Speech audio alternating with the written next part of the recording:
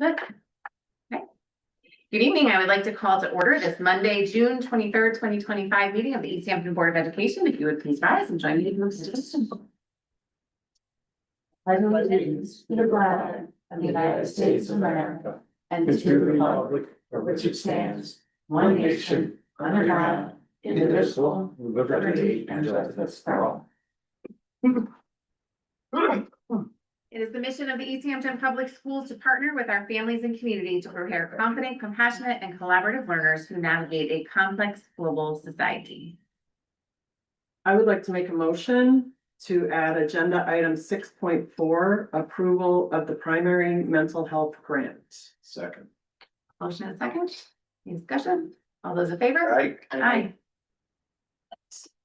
Madam Chairman, I'd like to make a motion to amend the agenda as to 8.1 and have 8.1 read, that we authorize the board chairperson to offer the superintendent a new 3-year employment agreement pursuant to the terms of the board's discussion in executive session and subject to any necessary legal review.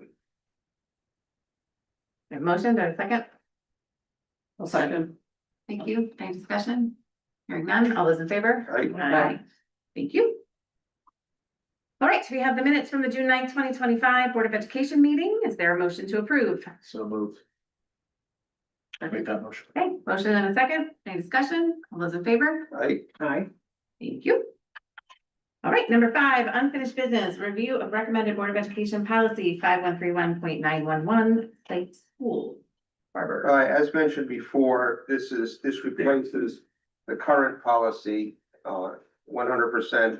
It is brought down from State Department of Education. There are no variables.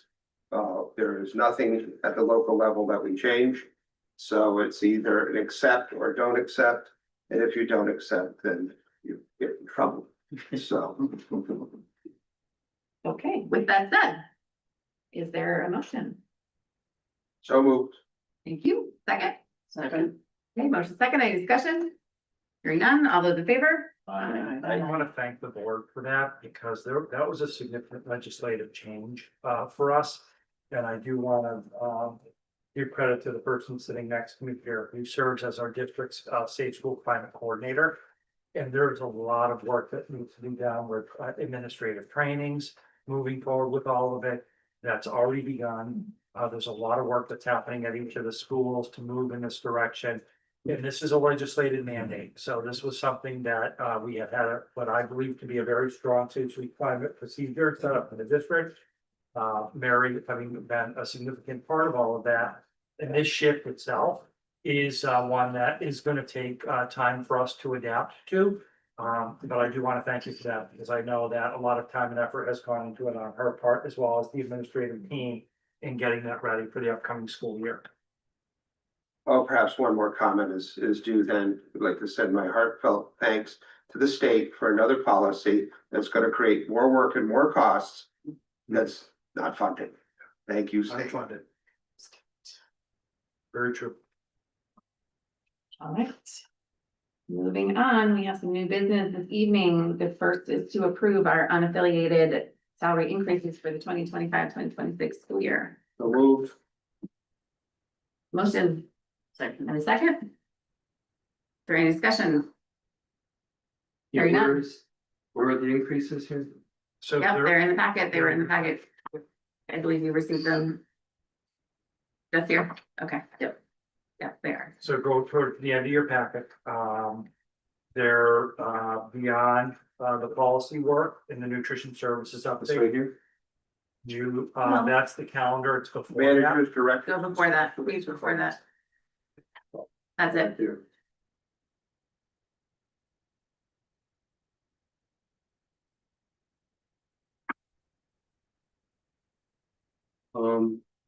This is in line with state averages or with the DURGE averages? Oh, for the unaffiliated increases? Yes. So if there's in that memo, what we tried to outline for the board members is that prior to July 1, every year, you as a board have taken action on unaffiliated contracts. These aren't really, they're statements of conditions that members who are not parts of collective bargaining agreement. What you have done in this community is very fair, and it's predominantly the way in which it's handled in other school districts. And that is you align your unaffiliated with their corresponding, with the corresponding collective bargaining agreement. So for example, if we were to look, and I'll give just by way of example here for you.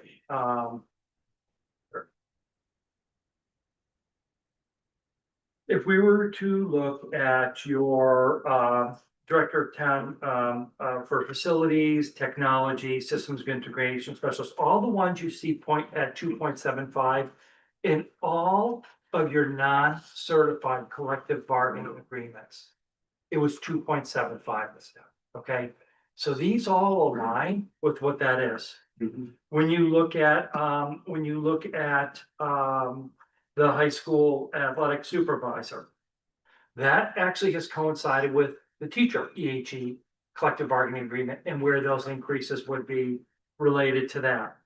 So what you've tried to do in this town, and I support that, I wouldn't have recommended anything different, is you try to align your unaffiliated with your existing collective bargaining groups, and that's where that comes from.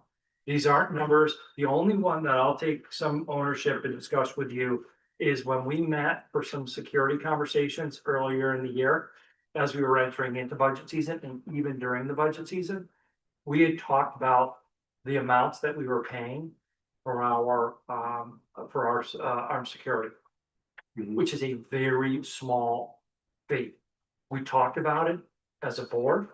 I tried to get a read on all of you in regards to it, and I think that there was a will, especially as we were coming off of October 1st, to make sure that these individuals are compensated well. So we, and therefore there was a conversation about it with the board. That's where you're seeing a little bit of a higher increase, but they make such little to begin with. Okay? That gives explanation to what you're asking for. Thank you. Okay, any further discussion? Hearing none, all those in favor? Aye. Aye. Thank you. Carried. Okay. We are gonna discuss rescinding some of our non-renewals this evening. So if we can have someone make a motion, and then we can have Dr. Van Tassel explain a little bit further. I'll make the motion to approve rescinding the certified non-renewed contracts as presented for the 2025-26 school year. I'm the second. Would you like to give us any background on that? We're looking to, there was a corresponding communication that was shared with you all in my update to you on Friday. It was not part of this packet, it was a communication. We are right now at a very difficult moment because the school year is less than 2 months away. We know that we have 26 members of our certified staff that are still on notice of non-renewal. We took action on their contracts. We know that some of those individuals have already been able to secure employment in other school districts. They're also based on where we currently are with the 2.75 and the potential of what would need to be reduced if the decision was to move us to a minimum budget requirement, that we would not need all of these faculty members, these certified faculty members. 2 points to make. One, just these names alone don't account for all of the lost positions and programs that you have in the school district. We have faculty members that would have been reduced if we didn't have some retirements this year. We would have had faculty members reduced if we didn't also remove 6-period stipends, remove middle school sports or recommend, and all other programs and services. So the number, what we did in the corresponding or the companion document that was given to you was trying to, where we are in this moment, worried about the start of the school year, to take a calendar approach of callbacks. So we are recommending, or I'm recommending to you in this moment, that the listing of individuals that you have on here, middle school, for the return of a middle school math teacher. This is not the mostly senior. I have to be careful with how I say this. Everybody that is being recommended for non-renewal are very senior members who are part of the 26. They're basically at the bottom of the list, that it would take us quite a bit to actually get to those individuals. So the members that you see on here, there is no likelihood that they will not have positions. I would like to secure them, provide them with your ability, callback notices this week, let them know that they are seeking, or that they will be provided a position in the district. Once we bring them back or do a recall, which is what it is called, we are offering an annual contract of employment for those individuals. I would not be recommending this to you if I did not believe that all of these individuals financially are going to be able to be back here. All of them are built into the 2.75. All of these ones are. They're there. So these ones come before referendum. The other thing is we have already started to receive notices of unemployment. That is going to be a cost to this school district. Anybody who's been notified that they do not have employment, everybody on your non-renewal list, their contracts terminated as of the end of this school year. That was the notice. That notice is all they need to go into the unemployment office and file for unemployment at upwards of $19,000 per person. So the reality is when you give them callback and guarantee of employment, it takes unemployment off of the table for them. So I'm asking you as a board, recommending this, strongly recommending that you call back this initial set. In that corresponding document that you had on Friday, that calendar, which is actually in your materials right now, you can go to it. Once the referendum is passed, there is a second tier. Those are also included in the 2.75. The reason why I didn't put those in the first night is because if the budget doesn't pass, those may be some further considerations that you would have. And then there's what's in really that third piece, which is there isn't a likelihood that they'll have a position back. But I'm also looking at Mr. Barber here because I have come to you with proposals. We're getting to a point where I'm trying to zero in on what we can keep, what we're not going to keep. But I do believe that these ones right now are kind of out of question because they've been in this district for so long. I do think they're kind of the ones that they've been here. And therefore, we're not going to be removing those roles. I think when you get into the next tier, there may be some more conversations of what it is that you want to prioritize. But that's the explanation for that. Mary, did you want to add anything to that or that? The only question I have is, of the 26 or 27 people that we notified, how many are we guaranteeing a position? So right now, 9, just the ones that are in this. 11, 11. Right, just ones the, on this list in front of you. right. Those are the 11 guarantees in this moment. Should the budget pass, which we're very hopeful that the budget is going to pass, then if you go to that corresponding document that I gave you, that gives you post-referendum, if the budget passes, those additional people, because everything of they're all factored into 2.75. Okay, Okay. all right, there's logic to it. Well, what happens if the budget doesn't pass? Then you're gonna be left to that second tier group. But you only have, we're a little over $300,000 within range, and I would never recommend this now being that close. Because your minimum budget requirement being that close, boy, I would be saying stay $100,000 proud of that amount. Because you don't know what's gonna happen until that audit comes through and the revenue structures have changed for the town. So I get really worried with that. I don't think you're gonna go that deep, and we're gonna work really hard to let our families know, get out and vote here. We need this budget. We need to put this behind us. Last time.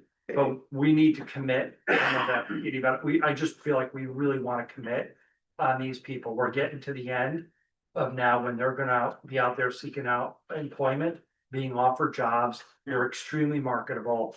We are turning out some really strong talent here, and I am not surprised that 3 of them have already been picked up in other school districts. Are they 3 from this list or are they 3 from? Previous, they're in the latter part of the list, but they got those positions. And some of these are shortage areas. Some of these are coming with decent experience, not top step experience. They're just they're very attractive candidates. So why were they on the list in the first place? We made a decision back in March with the uncertainty around the budget that we were gonna include everyone on the non-renewal list this year. We had a lot of discussion about that. And beside, but now I'm trying to wrap my head around. If they had to be put on the list at the beginning, and we've got a failed budget. And Yeah. no one's confident the next one's gonna go, why are we taking people off the I list? think it's a fair question, and this is where, when we created this list back in March, there was a lot of unknowns. We were still 4 months out from our end of, really the end of the fiscal year of being that tied in. So we were still getting our sense of the ebbs and the flows. How much were we gonna be perhaps over budget for this year? There was so much uncertainty. We also, at that time, were not able to, we did not know how much we were gonna be reduced. This list has really been developed through an evolution of time. I don't know that I would have recommended that it be done any differently. I think we approached this in the right way to get everybody out there understanding that your positions, until we have greater clarity with the budget, if you did not remove, if we didn't propose to you all of these additional programs, the retirement incentive that we did, if we didn't put all of these other things on, the 25 or 20+ courses that we removed from the high school, this list would be much deeper. And so, but those were conversations that didn't happen till after March. These are the things that have just built over Okay, I'm time. good. Okay, I think this is a better way to go. Okay, any further discussion? Hearing none, all those in favor? I, Aye. Okay, item 6.3. I believe that, this child nutrition program, we have to change the signatory. Is that what we're doing, Dr. Van Tassel? we did. So this is the nutrition services program. Business manager Seta has always been on that. Both myself and Jeff Joka, the town finance director, will be on this, will be the signatories on the nutrition services grants. Madam Chairman, I make a motion to change the authorized signatures on the ED 099 agreement for child nutrition program to remove Karen Aceta and Jeff Joe. And add Jeff. Oh, and add Jeff, sorry about that. A second? Second. Thank you. Motion second. Any discussion? Hearing none. All those in favor? Right, Aye. Thank you, everyone. Edie, I'm gonna grab a signature from you. Yeah, I saw that in here, thank you. Got it right here.